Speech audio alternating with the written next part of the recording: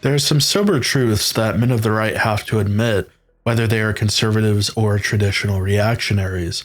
One of these is that the left has had an enormously successful career in terms of political philosophy. And like anyone who has tried something for a long period of time, it did get some things right. To speak of the left today is primarily to speak of a movement that has consolidated around the theories of Marx. The right, in contrast, has no such central unifying theory. This is both beneficial and detrimental.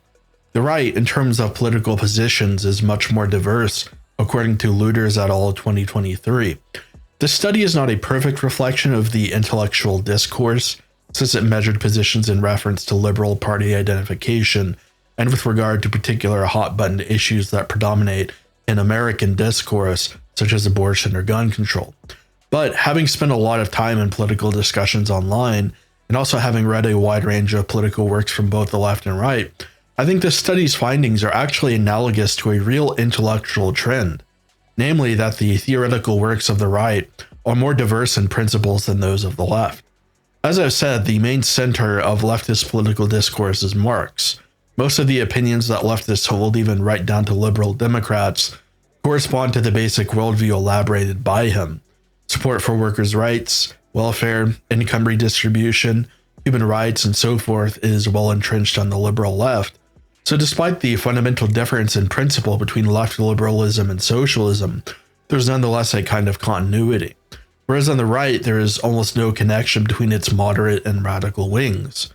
This gulf is narrowing to some extent as demographic concerns have become mainstream after Trump's election in 2016, but on other questions such as support for Enlightenment values, democracy, technological progress, and capitalism, the center right remains very far apart from the far right. The far right itself is also split on these questions. There are a few basic groups almost all people on the radical right will fall into: traditional reactionaries, fascists, ethno-liberals, neo-reactionaries, anarcho-capitalists, and Christian nationalists. Each group diverges from the others on important questions. Traditional reactionaries differ from neo-reactionaries on the question of capitalism. Fascists differ from ethno-liberals in terms of state intervention in the economy and democracy, and so on. The end goal of each faction is vastly different. On the left, however, such splits between radical subgroups are more minimal. Anarchists differ from Marxists only on the question of the legitimacy of the stage of the dictatorship of the proletariat. Anarcho-syndicalists differ from anarchists on the economic organization of society and the role of industry. Social democrats differ from Marxist-Leninists on the use of violent revolution to accomplish socialism. Ultimately, the end goal of each left-wing ideology is the same: the accomplishment of a stateless, classless, propertyless, moneyless society. In a sense, the intellectual diversity of the right is positive because it stimulates thought, allowing for the creation of novel theories, systems, and ideas.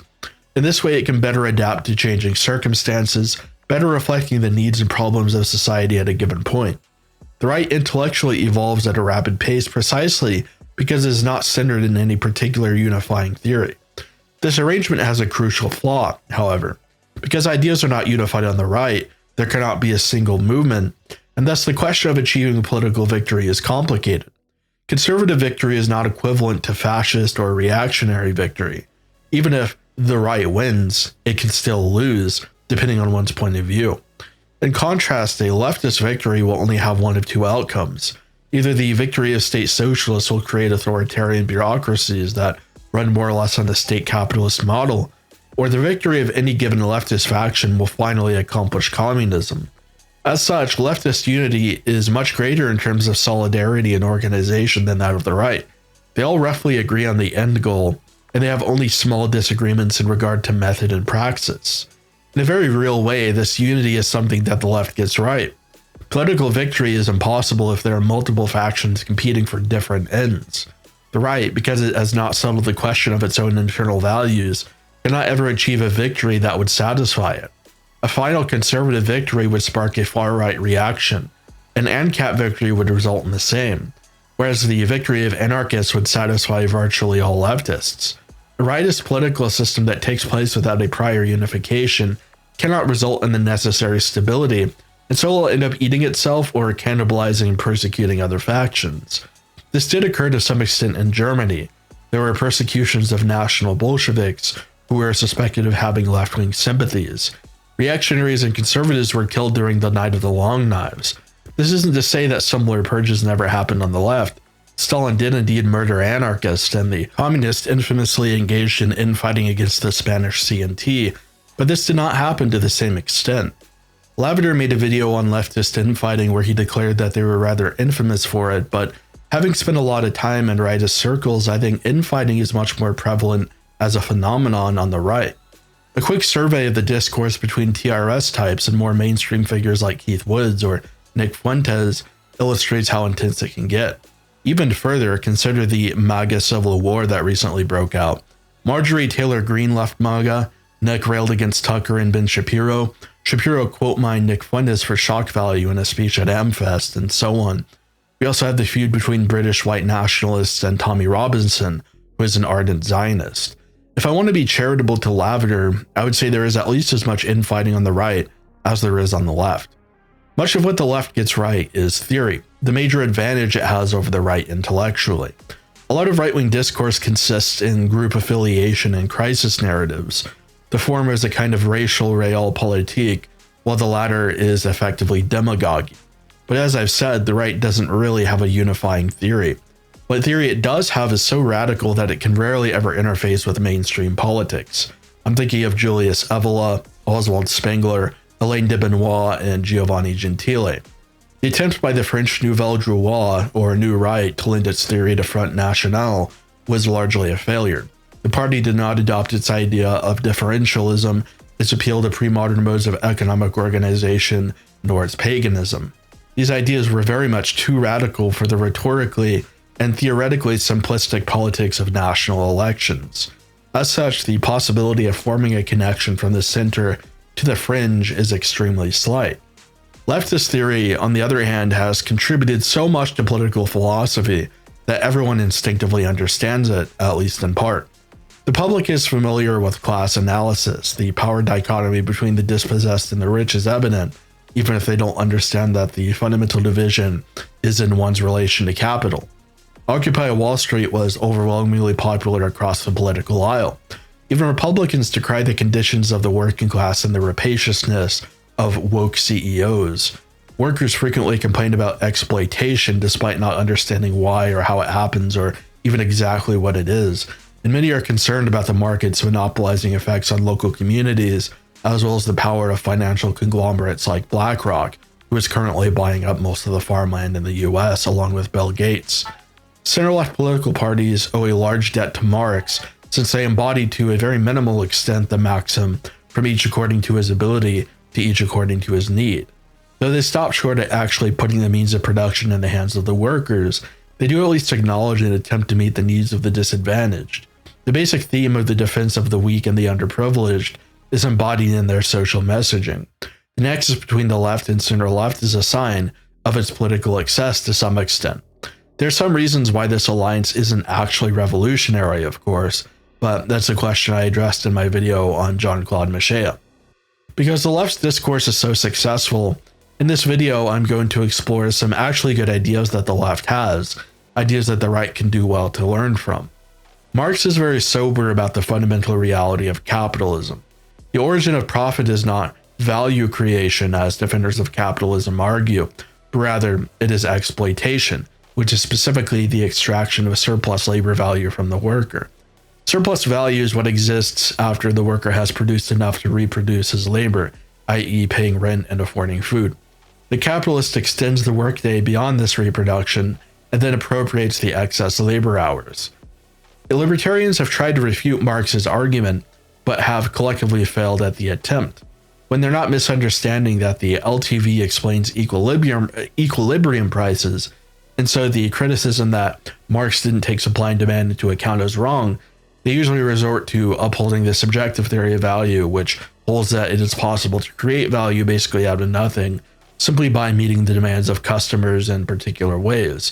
Marx, on the other hand, imagined that the value of commodities is something like the conservation of energy. There is never more taken out of circulation than put in. This is pretty much true because the price of labor correlates with the price of goods, and what fluctuation we see is generally just the effect of supply and demand, as well as changes in the value of currency. When capitalists say that they create value, what they actually mean is just conning the customer.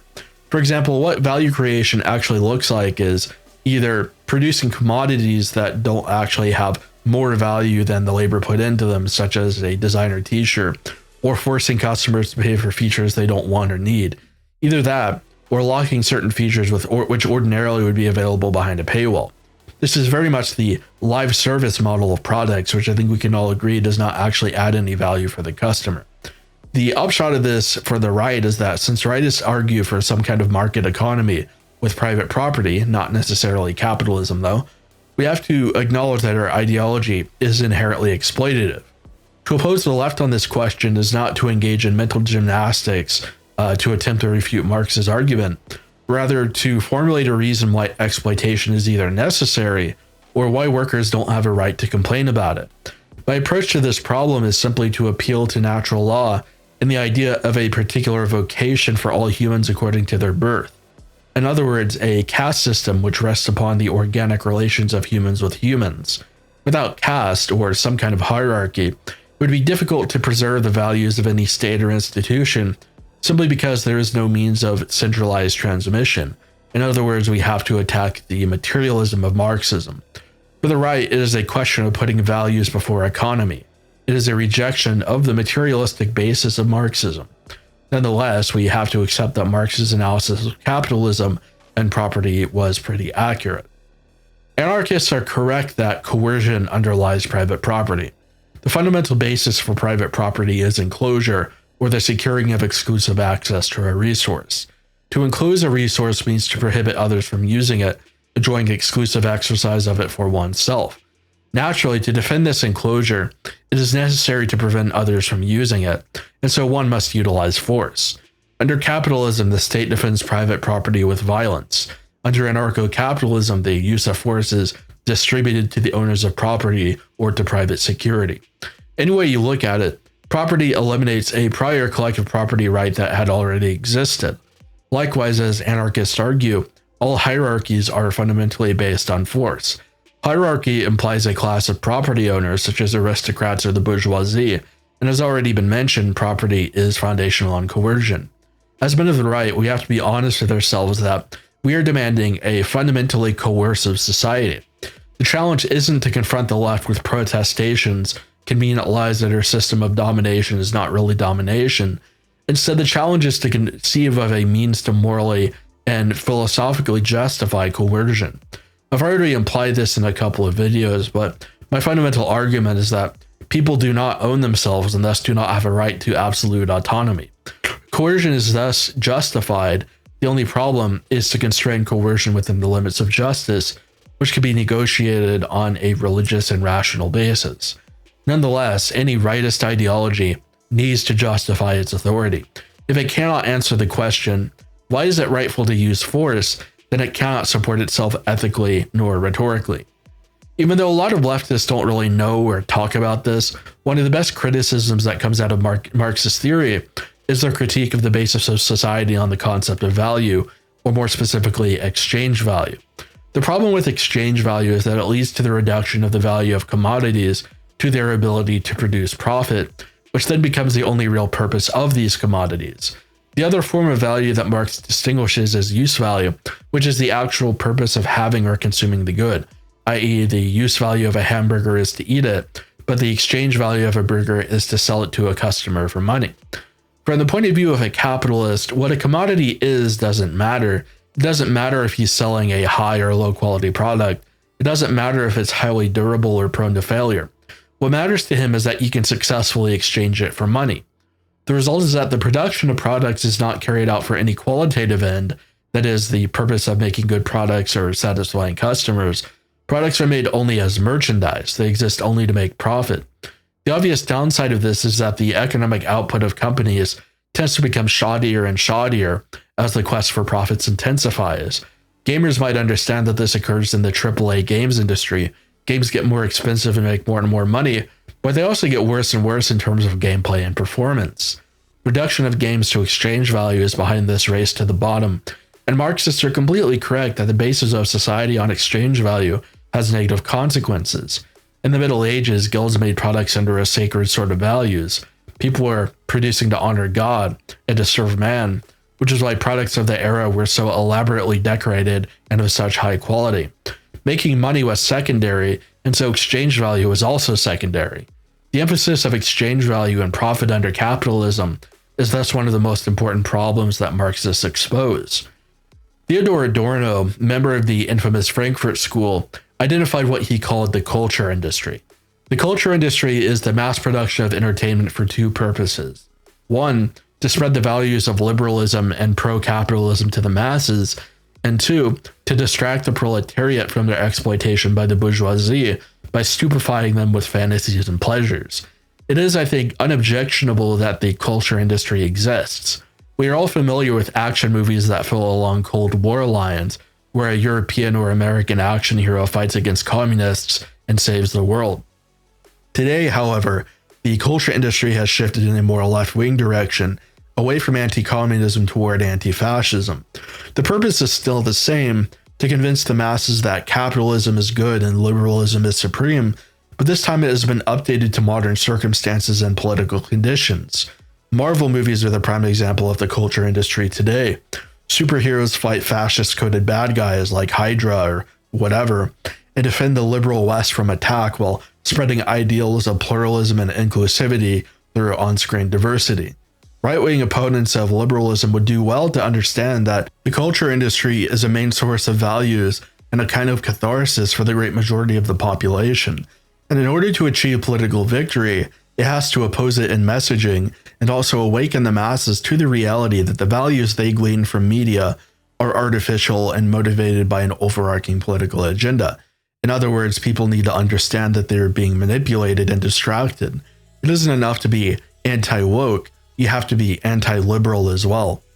Another socialist critique of markets is that they commodify values and relationships. Under capitalist individualism, humans are primarily seen as market actors who act in accordance with rational self-benefit.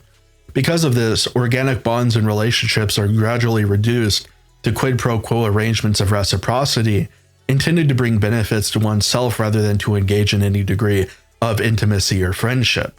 Likewise, moral and personal values become marketable commodities. Conservative grifters have tapped into this market more than anyone else as they sell conservative-coded supplements, hats, and t-shirts to receptive audiences. Conservatives will also sometimes coalesce around brand identities, and the implication is that consuming in a certain way is an expression of and battle for one's moral values. A good example of this was the boycott of Bud Light when Dylan Mulvaney starred in one of their ads. Now consuming Modelo is a key part of conservative identity. This obviously doesn't advance the interests of conservatives in any way, it just kind of makes them feel better. The market ends up subsuming all politics, just as the liberal market subsumes relationships. It is for this reason that the right must advocate for illiberal political systems that put limits on the market or abolish it entirely. Whether we get the Nazbol vortex or a return to a feudal model, it will decisively attenuate it if not solve the problem, thus ensuring the preservation of genuine traditional values. The collectivism of socialism is a fundamentally good idea. Individuals, isolated and atomized, cannot have any real political nor economic impact. And furthermore, systems based on egoist individualism tend to lead to the fracturing of communities and the erosion of solidarity. The notion of the common good is technically ancient, but in socialism, it finds a great revival against the free-for-all conditions characteristic of liberalism. Collective identities like race and ethnicity are great galvanizing forces in politics, and conservatives are slowly learning that they are becoming indispensable. Identity politics is very much the future, and the creation of a state based around the common good and a common identity must become the political goal of the future right. The ideas of national solidarity and Randian egoism are fundamentally opposed to each other, and so in the future, I can see the connection between the right and capitalism melting away as racial solidarity comes into the foreground.